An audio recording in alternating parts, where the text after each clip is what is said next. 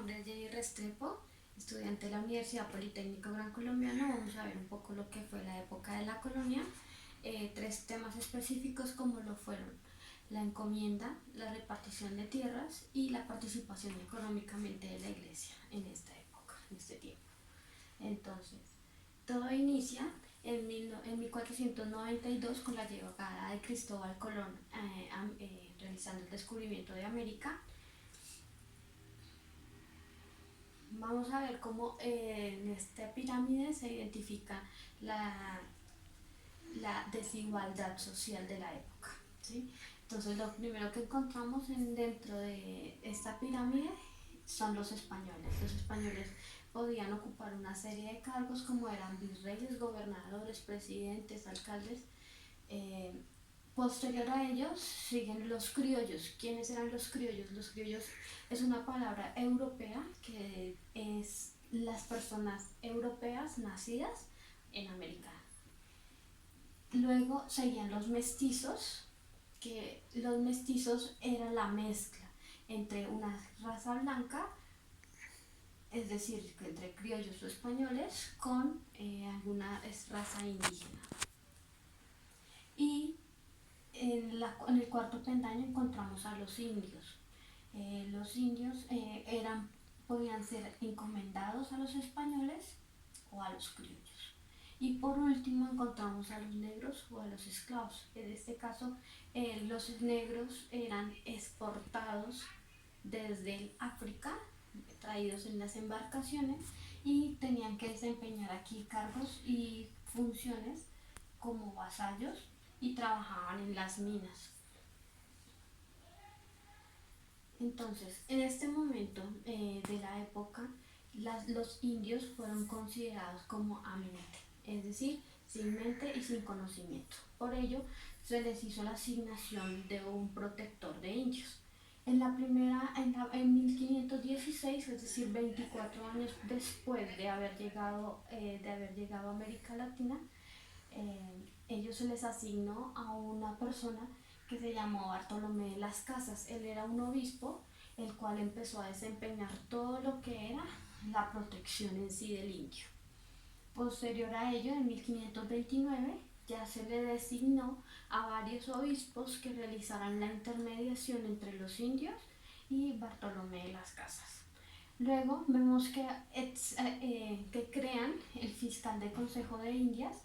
Estaba representado por fiscal de las audiencias, eso fue en 1563. Y esto es lo que les daba a ellos, era la potestad, a los indios era la potestad de tener a su lado, en caso de que tuvieran alguna clase de pleito judicial, era tener a su lado un abogado y un procurador, todo esto pagado por la corona. Vamos a ver que a los indios se les asignaron una serie de privilegios dentro de esta época. ¿Cuáles eran esos privilegios? Estaban descritos dentro del testamento que dejó Isabel Católica. Algunos de ellos, porque realmente tenían muchos más, pero solamente tomé cuatro privilegios. Uno era la presunción de libertad, es decir, el indio se consideraba que era una persona libre dentro de toda esta época. Procesalmente, ellos eran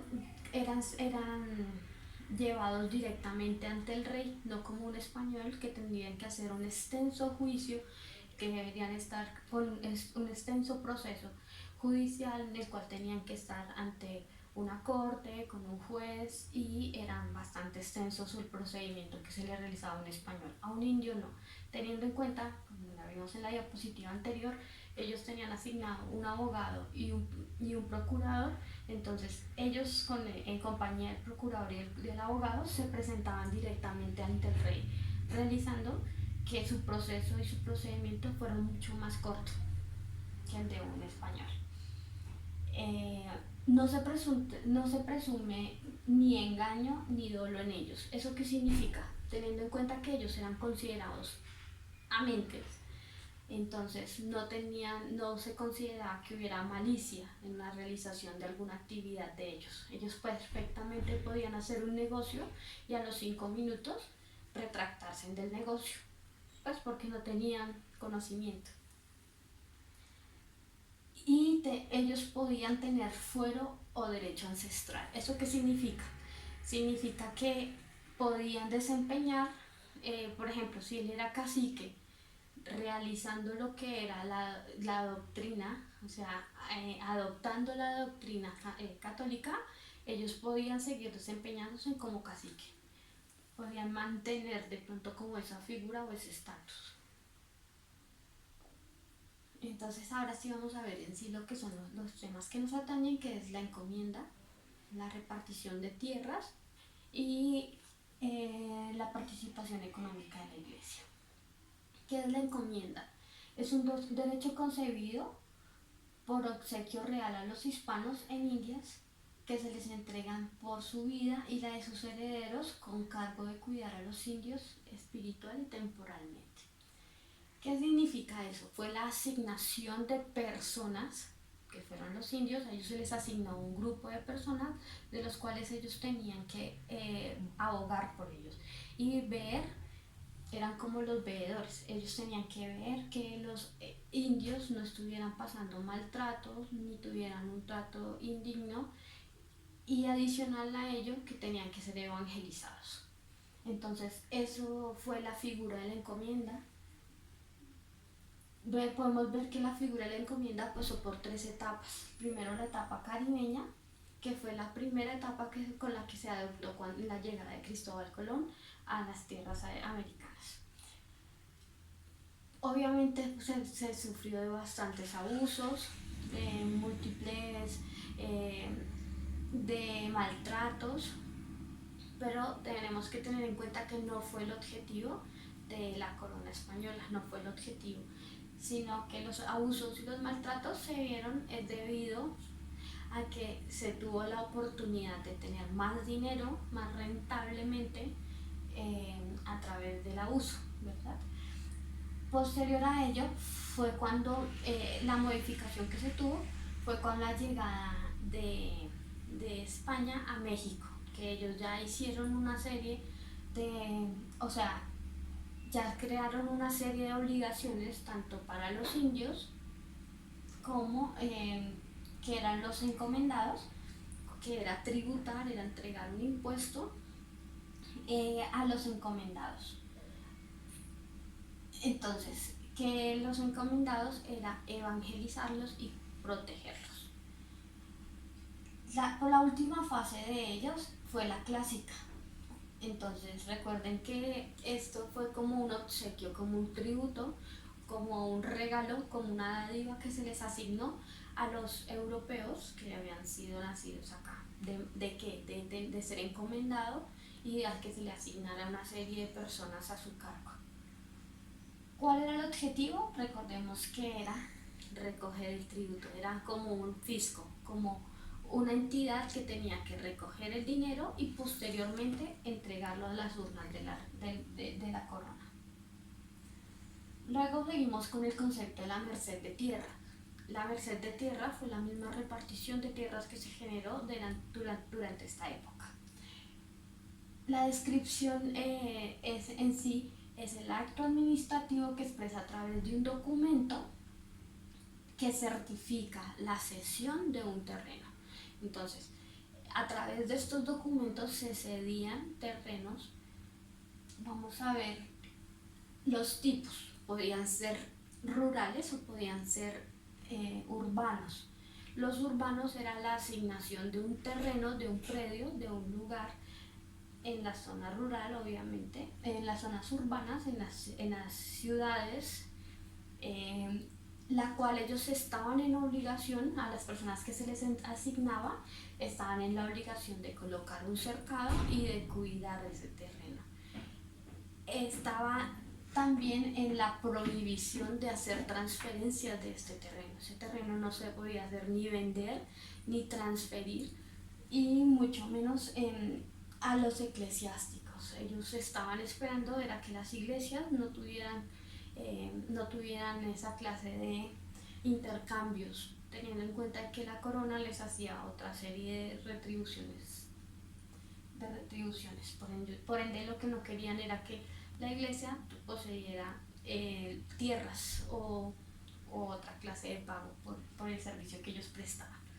Entonces, posterior a ello, también se podía hacer, el tipo era rural, estaba dividido en dos, en chácaras o en estancias. Las chácaras eran posesiones de tierra más pequeñas y las estancias obviamente eran posesiones mucho más extensas donde debían realizar lo que era el cuidado, lo que era la ganadería, la agricultura e incluso la minería. Y por último, que fue la participación económica de la iglesia dentro de esta época. Entonces, como recordamos que en las primeras diapositivas vimos que a los criollos y posterior a ellos a los encomendados se les realizaba la asignación de una tierra, entonces lo que pedía la iglesia era el 10% de las ganancias que generaban estos lugares que se les había asignado. ¿Cuál era el objetivo de la iglesia de tener este dinero? Era poder realizar todo lo que era la evangelización, todo lo que era la traducción, porque nosotros teníamos dentro de nuestras colonias, éramos 42 etnias más o menos, con diferentes lenguas, con diferentes dialectos, y ellos no se podían expresar pues, de la misma forma castellana en la cual se expresaban los españoles. Entonces lo que hicieron fue traducir todos sus conceptos evangelísticos a la lengua de cada etnia y poderles dar a entender a los indios, en este caso, todo lo que eran sus creencias y costumbres. Recordemos que desde 1492 que llega ya Cristóbal Colón aquí a América, se contaban con leyes, decretos, acuerdos, todo lo que era la legislación. Era un lugar, unos países en sí, los países europeos, muy doctos, muy estudiados, en los cuales trataron, por lo menos en papel, se puede evidenciar que sus conceptos eran muy sanos, eran aplaudibles. Lo que pasa es que a las personas que se les asignó en sí la tarea, pues vieron el negocio, vieron que eran rentables y se trató de explotar en sí al indio. Tenían una serie, específicamente los indios, tenían privilegios, los cuales para la corona eran transmitir todo el conocimiento que tenían.